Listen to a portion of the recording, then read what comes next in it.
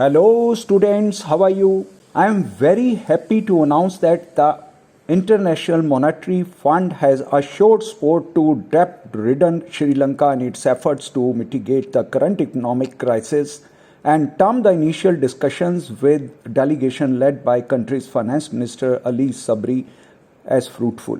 मैंने पिछले हफ्ते और शायद पिछले से पिछले हफ्ते दोनों बार बहुत ज़ोर से एक डिमांड की थी कि अगर आईएमएफ श्रीलंका की या वर्ल्ड बैंक श्रीलंका की इस मुश्किल के समय में सहायता नहीं करता है तो वो आईएमएफ नहीं है, उसका कोई मीनिंग नहीं है।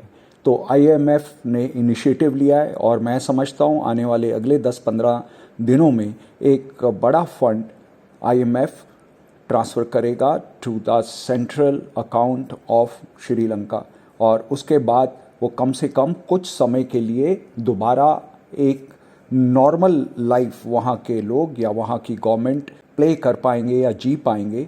तो उस टाइम के अंदर वो कौन सी पॉलिसी अडॉप्ट करें जिससे कि वो आगे आने वाले इस तरह के किसी भी इकोनॉमिक ट्रैप में ना फंसें।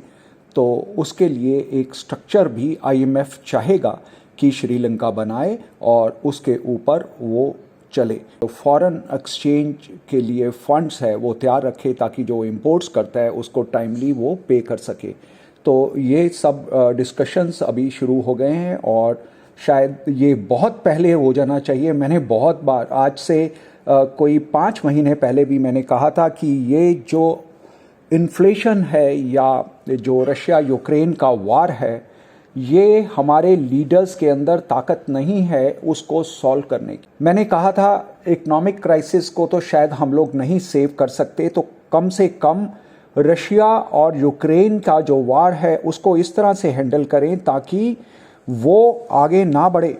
और लेकिन हुआ बिल्कुल उसका उल्टा ही जैसा अनुमान था। मैंने बहुत बोल्डली कहा कि हमारे जितने भी इकोनॉमिक्स हैं, लीडर्स हैं, they are not capable to handle any kind of problem, any simple even the problem. ये मैंने 5 महीने कहा था कि मुझे रिजल्ट आते हुए नहीं दिखते। उस समय जब 4% के आसपास इन्फ्लेशन रेट पहुंचा था of US, United states of America, उस टाइम पर मेरा सजेशंस था कि ये इंटरेस्ट रेट को 0.05 बेसिक पॉइंट एवरी मंथ बढ़ाना शुरू करें 5 महीने पहले। तो इन 5 महीनों के अंदर वो कम से कम 0.25% अभी इंक्रीज कर लेते और अभी तक भी उन्होंने वही 0.25 ही किया है। लेकिन आप देखें जब लास्ट वीक थर्सडे इवनिंग को जब फेड चेयरमैन ने ये बात कही कि मई के अंदर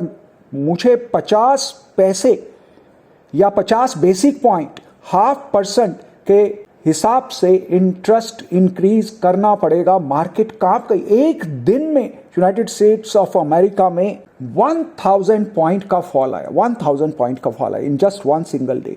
और यही वो कहें कि ठीक है, we are on very high inflation and this needs to be addressed. आज से 6 महीने पहले जब 2.5 या 3 के आसपास इन्फ्लेशन पहुंचा था उसी समय ये डिसीजन लेते कि 0.05% के हिसाब से we will increase every month. लेकिन अब जब 8% इन्फ्लेशन हो गया तो उनके पास कोई और चारा नहीं है टू एनी शॉक ट्रीटमेंट। अब वो शॉक ट्रीटमेंट की तरफ बढ़ रहे हैं कि 50 बेसिक पॉइंट के हिसाब से वो इंटरेस्ट रेट को इंक्रीज करें ताकि वो इन्फ्लेशन को बहुत जल्दी से कंट्रोल कर पाएं। और that is definitely going to dent the growing economy. और 5 पैसे को पर मंथ वो ऐसे एब्जॉर्ब करता इकोनॉमी की जैसे कि आप मल्टीविटामिन्स ले रहे हैं। और आज आप 50 पैसे से 50 बेसिक पॉइंट से अगर इंक्रीज करते हैं एवरी मंथ तो this will give a shock treatment. और इसके अलावा जब 8% के ऊपर इन्फ्लेशन खड़ा है, अमेरिकन इन्फ्लेशन, तो कोई और शायद चारा भी नहीं रह गया उनके पास इतना। अब मैं क्या बोलूं कि आज का जो इकोनॉमिस्ट है या आज का जो लीडर्स है वो किस तरह से कैपेबल हैं to handle the problems. Last week इतनी बड़ी मूवमेंट में भी US 30 ने जो लेवल्स दिए गए थे लास्ट वीक को उसको बहुत स्ट्रांगली ऑनर किया. इट अप्रोच द रेजिस्टेंस 3 और वहां से फॉल आया तो then it approach to the support 3. That was a wonderful movement from resistance 3 to support 3. It approach very close to it. और जो US 100 नेस्टेक 100 ने रेजिस्टेंस 2 और स्पोर्ट 2 को बहुत ही मैनेजेबल ढंग से हिट किया successfully. That was a great week. With this, lots of love and blessings to all my students.